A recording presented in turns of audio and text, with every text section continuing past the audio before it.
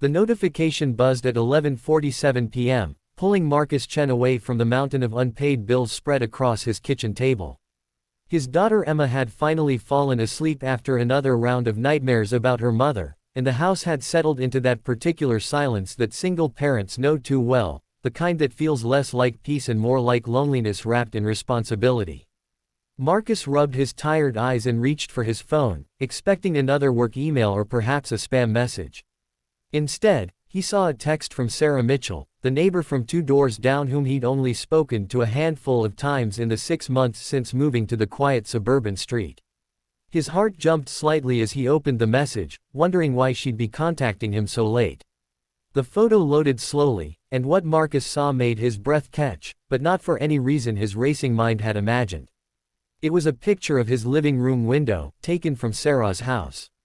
Through the glass, clearly visible to anyone walking by, sat Emma's beloved stuffed elephant on the windowsill, the one she'd been crying about at bedtime, convinced it had been lost forever. But that wasn't what made Marcus's hands shake as he stared at the image. Behind the elephant, illuminated by the lamp he'd forgotten to turn off, were those bills.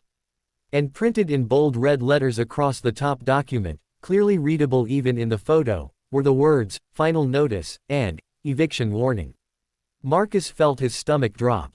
The message beneath the photo read, "I wasn't snooping, I promise. I was closing my curtains and happened to see Emma's elephant by your window. I remembered her crying about it at the bus stop this morning. But Marcus, I also saw something else.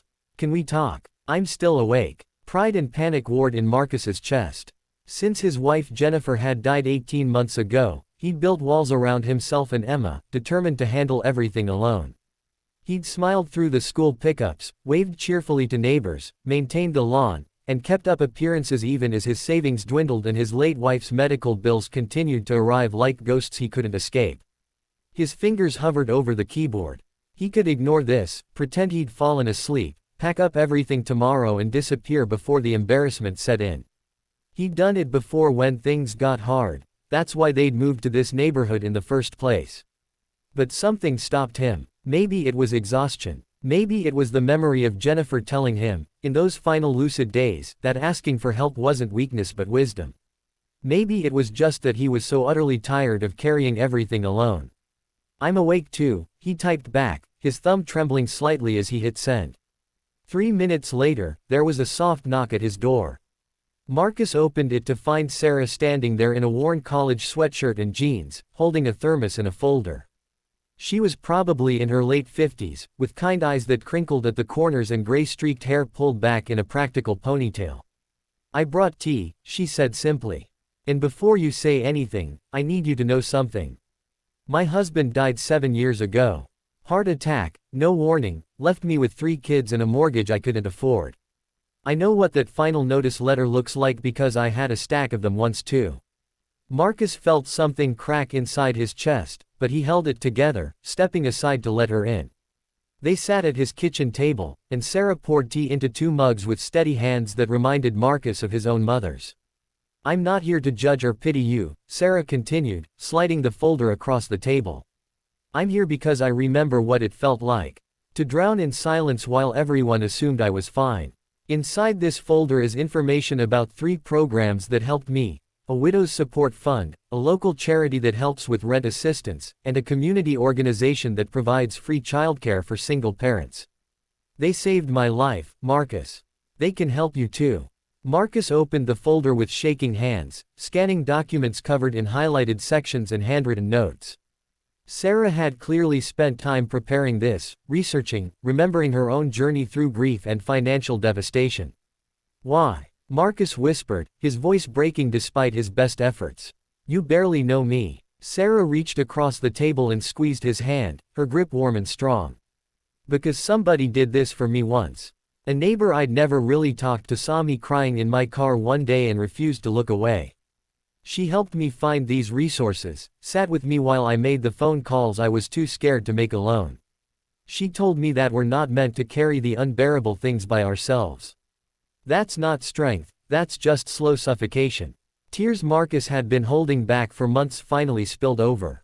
He thought of Emma, asleep upstairs, who'd already lost her mother and didn't deserve to lose her home too. He thought of all the nights he'd sat at this table, too proud to reach out, too afraid to admit he was failing. "I don't know how to repay you," he managed. "You don't repay kindness," Sarah said gently. "You pass it forward. When you're back on your feet, and you will be, you look for someone else who's drowning in silence. You refuse to look away. That's how this works." Over the next 3 months, Marcus learned that Sarah had been right. The programs she'd connected him with provided enough assistance to catch up on rent and establish a payment plan for the medical bills. The community organization didn't just offer childcare, they offered friendship, connecting Marcus with other single parents who understood the specific weight of solo parenthood. But more than the practical help, Sarah had given him something more valuable. She'd shown him that vulnerability wasn't the opposite of strength. She'd proven that community wasn't built on perfection but on honest humanity, on the courage to both need help and offer it. Emma's nightmares became less frequent. Marcus started sleeping better. The walls he'd built began to come down, brick by careful brick. On a Saturday morning in early spring, Marcus saw a new family moving in across the street. A young woman with 2 small children and no wedding ring visible, struggling to carry boxes alone while the kids cried on the lawn. He recognized that overwhelmed expression, that determined set of the shoulders trying to hold everything together. He looked over at Sarah, who was watering her garden and watching the same scene. She caught his eye and smiled, a knowing look passing between them.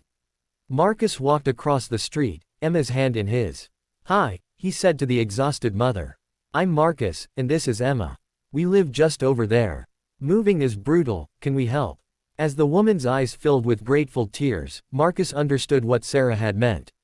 This was how it worked.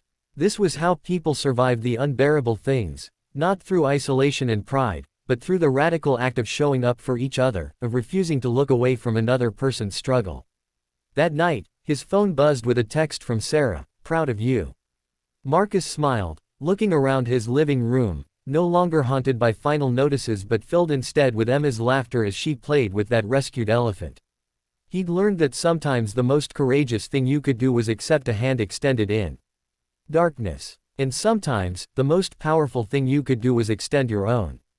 The photo Sarah had sent that late night had revealed more than financial trouble. It had revealed the truth that no one is meant to weather life's storms alone, and that real community begins the moment we're brave enough to be honest about our struggles and compassionate enough to care about someone else's.